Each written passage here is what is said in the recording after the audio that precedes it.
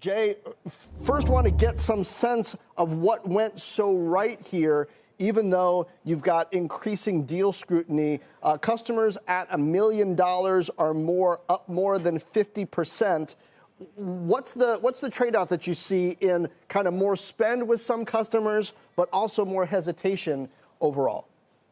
Yeah, I mean, there's no question it's a difficult environment to operate in. And, we felt that same as everybody else. I think this is definitely a time where, the value of what the product actually does for the customer, do they need it? Are they getting the full value? That ends up shining through. And so everybody's getting more inspection. I think we're lucky that, we tend to be attached to these mission critical use cases that, are the things that are going to go through. They're going to be the last to get cut. That helps in the retention of customers, that helps in the expansion, that helps in ensuring, this goes in as a net new thing, for customers. I think that is a little bit about our space and the evolution of data streaming, where it kind of came a little bit out of the lab, but has moved kind of very into the mainstream in what customers are doing. Something that's raised my eyebrow this earnings cycle is the impact of this overall economic slowdown on net revenue retention, which is a number that a lot of us are looking more at, particularly in Zoom Info's results. It jumped out at me that as consumption decreases overall and as companies either hire more slowly or even reduce their workforces, you get, seat growth slowing down or shrinking and lower usage overall of the same product. And that can affect net revenue retention, even if they still like your product just as much, and even if they're adding incrementally some new features, right?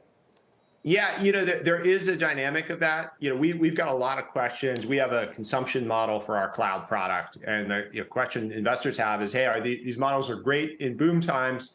What do they look like in tough times? Does everybody pull back and use less?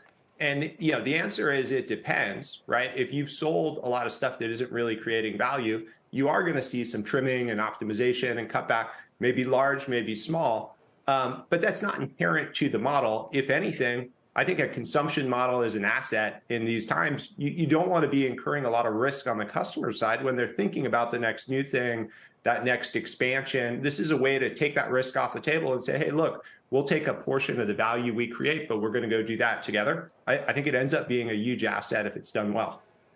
So, Jay, you're seeing your demand remain strong. However, it looks like your costs are rising, too. You missed on operating income, what the street was expecting, and your free cash flow down 120% year over year. What do you attribute that to?